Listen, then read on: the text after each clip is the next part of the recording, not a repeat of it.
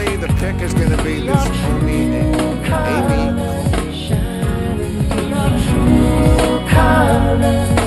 That's why I love you. So don't be afraid to let them show your true colors, true colors, true colors. Don't be afraid. It's been against my moral identity to tweet this for the past 4 years, but I hope he dies. I hope they both die.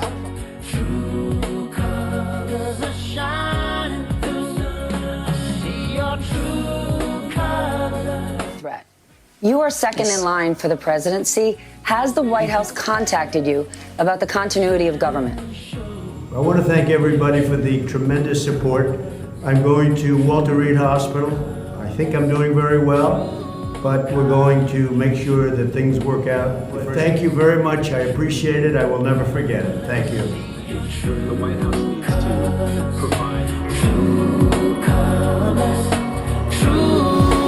The best is yet to come.